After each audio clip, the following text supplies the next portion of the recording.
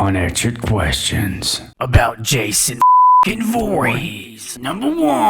I don't intend to be in this thing the rest of my life. Well, I got bad news, buddy.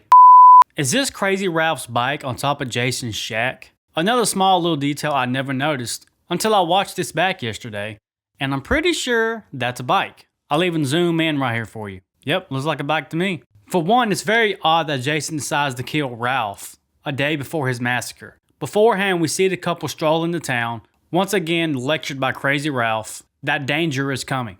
We even see Crazy Ralph follow them to Packanack and spy on Jenny, where he meets his ultimate demise. Now, Jason does hide his bodies, so it's pretty safe to say that he likes to cover his tracks for the most part. It's not until we see the cop see Jason, where we see him chase Jason into the shack, where we actually do get to see this bike. If that is Ralph's bike, why would Jason throw it on a roof?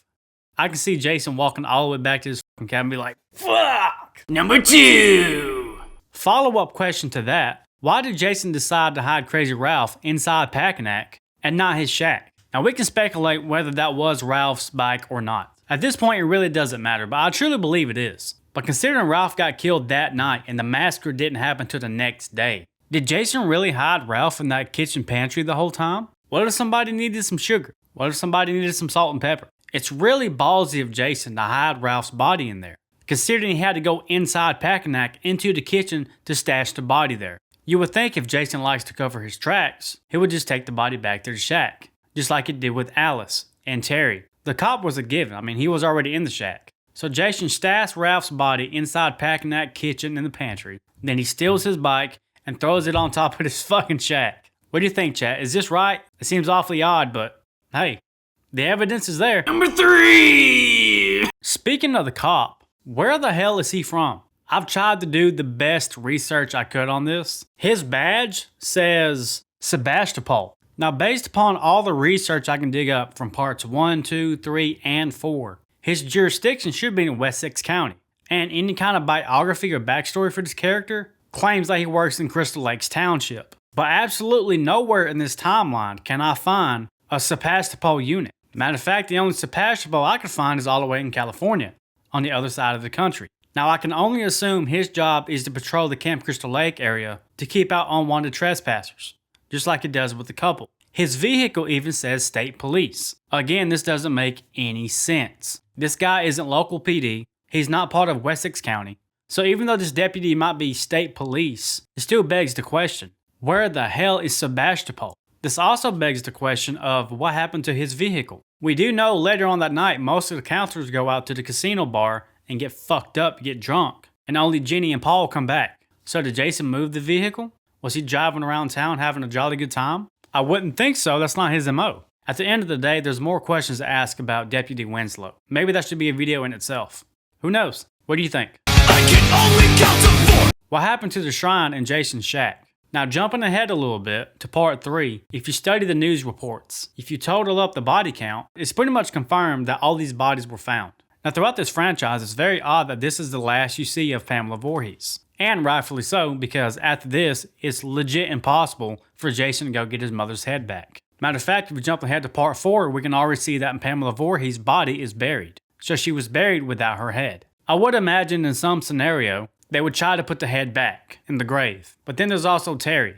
At least Terry gets some closure, her family gets closure, her friends, her colleagues. The mystery of Alice is finally solved. I mean, she stated she had family all the way in California. I don't know, I may have to go back to California to straighten something out. So we can say sadly that mystery's solved. She's no longer missing, she's dead. She's dead. And then there's Deputy Winslow, which is probably going to be mourned by his local PD, of his co-workers, his friends, his colleagues, his family. And while Jason's out doing his murdering between part 3 and 4, by then the bodies is going to be moved, including Jason's mother's head. So at that point, it's kind of out of Jason's control anyway. By the time he wakes up in part 3 and goes on another murder rampage, in my headcanon, he barely made it out before the cops showed up, discovered the bodies, disassembled the shrine. This became a crime scene investigation. And if Jason does come back here, everything's going to be gone. Again, just like the last video when I talked about the original Friday the 13th, if there's one thing we know for sure, is that Jason was there the night Pamela was attacked. Otherwise, he wouldn't have the shrine.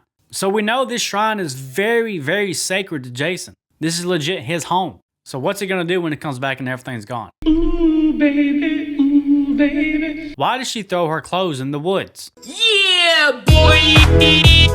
Why did Jason wait for the massacre?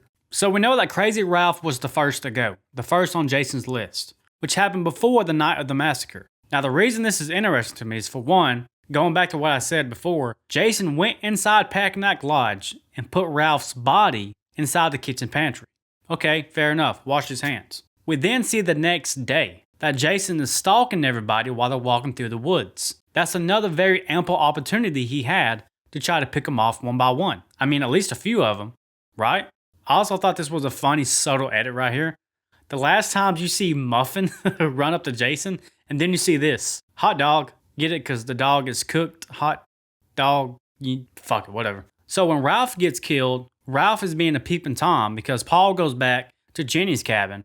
They're about to get some And you know Jason sees that too. And you know Jason hates people who fuck in the woods. That's the number one better not. A big sin.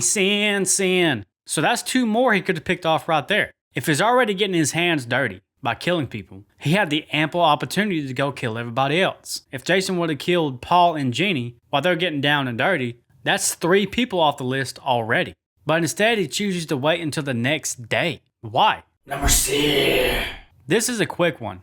Who's doing the pissing? Is it Jenny or the rat? I don't even know why this is in the film, but it is. Matter of fact, this piss is what alerts Jason that somebody's under the bed, that somebody's still in the cabin. Now in this scene, Jenny is in a very difficult scenario. She's hiding under the bed. Jason walks in there, snoops around, about to walk out the door. She sees this rat, tries to hold her composure, keep her shit together, and then one of them decides to piss. Now I say that is a lot of piss for a rat. My daughter has pet hamsters, a pet guinea pig, so I know about ballpark how much they piss, because I clean it up. If this is Jenny, drink some fucking water. You're so dehydrated your piss is more yellow than SpongeBob. You got a problem. You need some medical assistance. The scene plays out pretty cool, but could you imagine sitting, writing this on paper, and pitching it to somebody? Yeah, we got this great scene. The killer's revealed. Jenny's already found some bodies. She's hiding under the bed. Jason comes in. He's about to leave. But then he hears and smells some piss coming out of the bed. And at that point, he knew his hunt wasn't over. I've seen crazier things in movies, but that's pretty damn funny to me. What happened to Ted? Now, this is kind of irrelevant to the story, but going back and rewatching this, I've really learned to love Ted. At first, he was annoying, and he is kind of that annoying friend who won't shut the hell up a lot of times, but he's fun to be around. He's light-spirited, he's light-hearted, so he goes to the bar, gets a little woo. He even asks the old man, he's like, hey, is there any after-hours places around here? So he's about to get even more wee. Ted's gonna look like Jason by the time he's done. Jokes aside, I really love his character, and it would be cool to see how he dealt with the aftermath of everything. It's one of the few characters I would like to see brought back in some sort of capacity. Nothing major or anything, just a small little cameo. Some lost chapter kind of things, but yeah. Ted's my guy in this movie. Number 8. Is Jason's shack the old Voorhees home? Now, there's been a lot of speculation on if Jason built this cabin. Now, personally, I don't think so, and here's why. This home was here way back in the day. A lot of people think this is just like a shack just put together with rotten wood and like pieces of sheet metal, but that's not the case. If you play this in slow motion or freeze frame this, you can actually see this is a full-fledged cabin house. At one time, people lived here. For one, it once had plumbing. Look at this toilet. Now you can clearly see this is absolutely disgusting. Now if you see that pipe right here, that means this once had plumbing.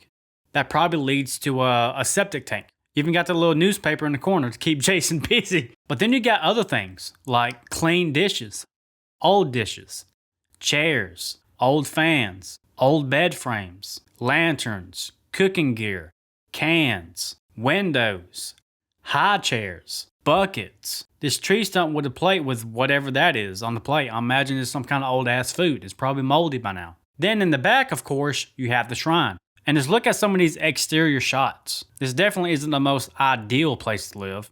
It's now been pieced together, band-aided together with like tarps and such. But from all the evidence we see, this isn't something Jason can just build. It's my theory that the Voorhees family used to stay here. Maybe not live here permanently, but stay here. If it isn't the Voorhees house, this used to be a functional cabin. And even though this isn't ideal to live in now, Jason still uses this to function. We can see this with the lanterns. In the daytime, as you can see right here, the lantern is turned off. When Jenny finds it, you can see right here, the lanterns are turned on. So we know Jason is smart enough to use these lanterns, probably to find his way home. I'm assuming this was fully functional somewhere in the mid-50s. This being 20 or 30 years later, of course this is dilapidated to the point where it is now. I'm sure there's a good balance of Jason going out and stealing some stuff to survive, going out in the woods and surviving, but I truly feel like this is where he comes home every night. And Jason being as antisocial as he is, I don't think it's that far of a stretch to say that, hey, he's probably familiar with this place. He's had to been living here since his supposed drowning of 56 or 57. So what do you think?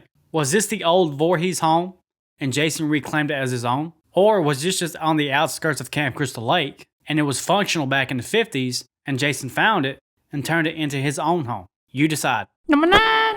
Was Jason purposely trying to block off roads? Now we see here this big ass tree in the road. I can only assume that Jason dragged that there. This guy even says so. Looks like somebody dragged it out here. But that again makes me wonder if they're taking the main road to Camp Crystal Lake and having to drive past it to get there. For instance, the Camp Crystal Lake sign the old girl finds is the same exact sign you see in the first one with Pam, and the other girl drives past it in Pam's Jeep. So we know that these two locations border each other. But do they have to take the main road and just drive past a fork in the road? For instance, Camp Crystal Lake would be this way. We know that from the first one. So they have to drive this way. So is Jason blocking off this road? Or is Jason blocking off this road? Or both of them? It's cool to try to piece together Jason's thought process. I mean, is this really a warning of, hey, stay out of my territory? I'm giving you a chance? That's up for debate. I mean, of course, if nobody goes there, Jason can't kill him. But however, the training center isn't at Camp Crystal Lake. It's right next door. So we know Jason is going out of his own territory to try to kill these people. So if he's going to do that anyway, what's the point of blocking the roads? My only theory about that is you have multiple places around Camp Crystal Lake, right?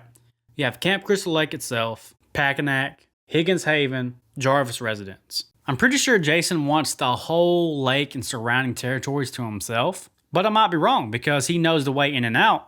That's why he's blocking the road with the trees. So I'm wondering what other measures he has taken to keep people out, besides killing them. 10 dicks. Did Jason undress his mother? I know this is a very bizarre question, but if you look at this shrine, you know you got Pamela's head. We also know that he grabbed the sweater, but right here you can actually see a pair of pants. Now I know you don't need this imagery in your head, I don't either, but trying to logistically piece all of this together without breaking the fourth wall, that's the only scenario, right? I mean, parts 2, 3, and 4 take place in a matter of a few days, and we know Pamela's body has already been buried. We see her grave in part 4, which again is only a day or two away. And I don't even want to know what kind of souvenirs Jason took.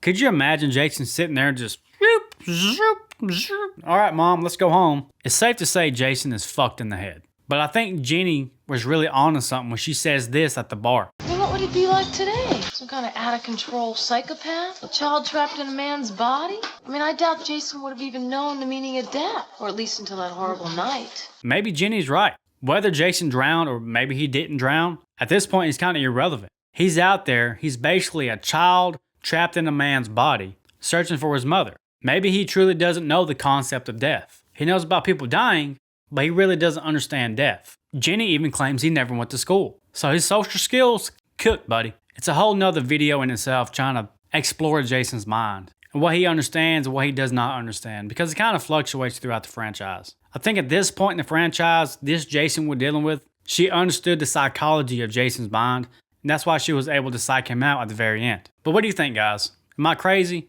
Or is Jenny on to something? That's going to wrap this video up, guys. Thank you so much for taking part of your day to kick it with me. You know I appreciate it. I love you all. Till next time, I'll see you in part 3. Adios.